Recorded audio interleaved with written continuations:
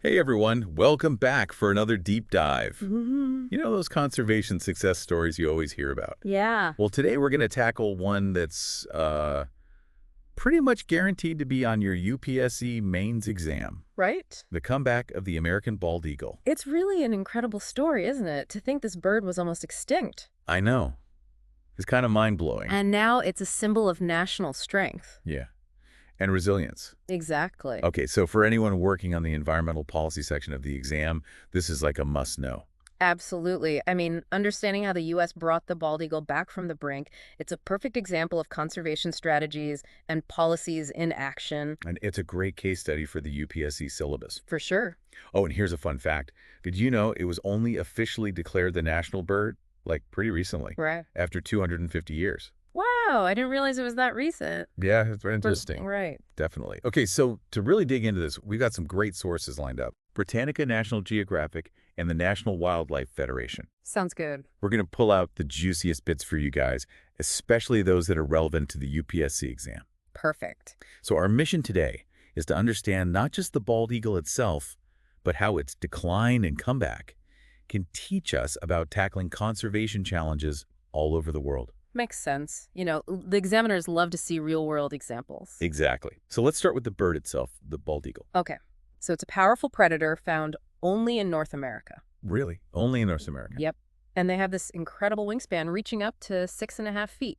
Wow, that's huge. Yeah, it's an impressive sight to see them soaring. So we've got this majestic bird of prey, but then in the 1800s, their population just plummeted. Right. It went from an estimated 100,000 nesting pairs in the continental U.S. to just a fraction of that. Wow, what happened?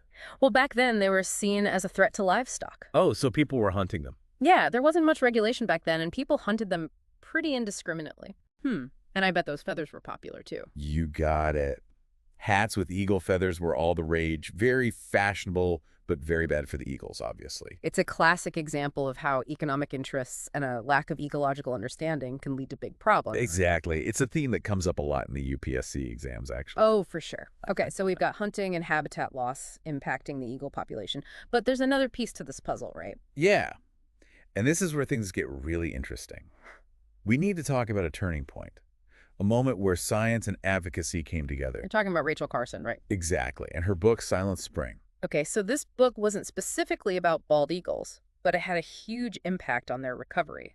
It did. It was all about the dangers of DDT. DDT. Yeah, it was widely used insecticide back then, but it turns out it was having a devastating impact on bird populations. Including the bald eagle. Right.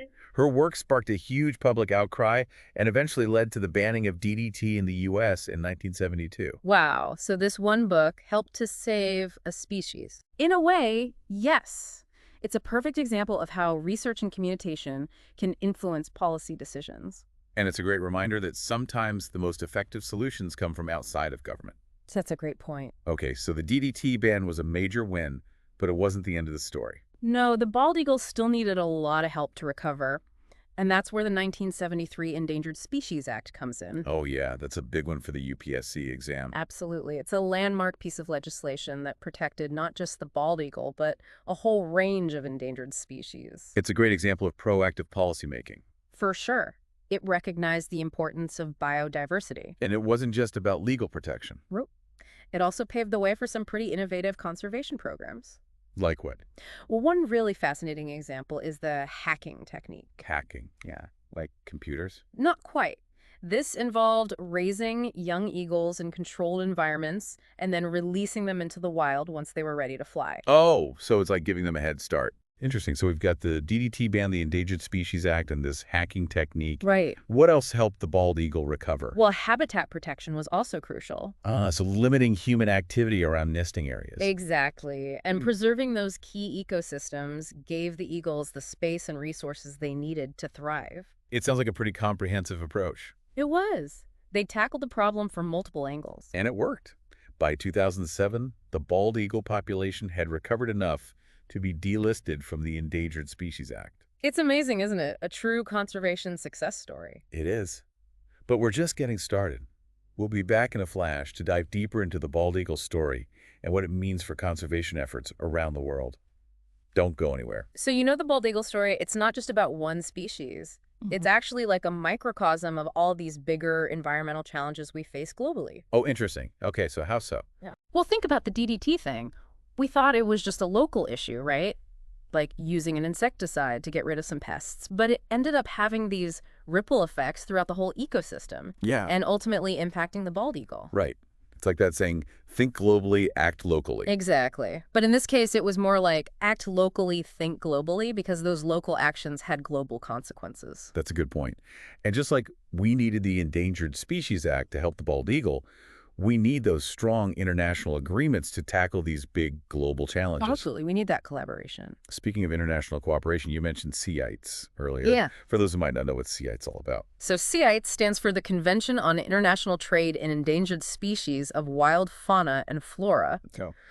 Basically, it's an agreement between governments all over the world to make sure that the trade of wild animals and plants doesn't end up threatening their survival. Oh, so like a global watchdog, making sure no one is exploiting endangered species. You got it. Because illegal wildlife trade is a huge problem. And it can really push species towards extinction. Exactly. So even though the bald eagle isn't endangered anymore, it's still protected under CITES. Yep. It's listed under Appendix 2. Appendix 2. Which basically means trade is regulated to make sure it's sustainable. So it's like a safety net. Yeah, just in case. We don't want to repeat the mistakes of the past. Right. That makes sense. So we've got CITES, we've got the Endangered Species Act, but these are just legal frameworks, right? Right. What about the people who are actually out there doing the work? You mean the boots on the ground heroes? Yeah, exactly. Well, they're absolutely essential. All those captive breeding programs and habitat protection efforts we talked about, Right. they wouldn't have been possible without all those dedicated people and organizations working so hard to protect the bald eagle. It's a real team effort. Yeah, a partnership between policymakers, scientists, and passionate individuals. And that's a great takeaway for UPSC aspirants. Absolutely. Successful conservation needs more than just top-down policy. You need those grassroots efforts. Exactly. And you need a shared vision for the future. So it's not just about laws and regulations, it's about people coming together to protect nature. And, while we've been focusing on the successes, it's important to remember that conservation is a continuous process. Oh, definitely. The bald eagle might be doing well now, but there are still challenges like habitat loss, pollution, climate change. Yeah. Addressing these issues requires constant vigilance, Right. We can't just relax and think the job is done. Exactly. We have to keep adapting, keep learning, and keep working to protect these amazing creatures. So it's like running a marathon. You hit a milestone, but you got to keep going. Perfect analogy. Okay, so we've covered a lot about the bald eagle's recovery and what it means for global conservation. Mm-hmm. We've talked about CITES, the Endangered Species Act, the work of scientists and everyday people. Right. It's really inspiring to see what we can achieve when we all work together. It really shows you the power of collective action. Before we wrap up, I want to ask our listeners something. Okay. We've seen how human actions can impact the environment, both good and bad. So I want you to think about this. What are some ways we can make sure those impacts are positive? How can we create a more sustainable future? That's a great question. All right, we'll be right back with some final thoughts on the bald eagle's comeback and what it means for the future of conservation. Stay tuned. Welcome back, everyone. As we wrap up our deep dive into the bald eagle's comeback, I want us to think about what this story means for you guys, especially those getting ready for the UPSC exams. Yeah, this isn't just a nice story about animals, Exactly. It's packed with insights that are super relevant for aspiring civil servants. Especially when it comes to things like environmental policy and international cooperation. For sure. Okay, so let's put on our UPSC strategist hats for a minute. Okay. What are the big takeaways? What are the things our listeners should really remember from all of this? Well, first of all, the bald eagle's recovery really shows you how important it is to have effective environmental policies in place. Right.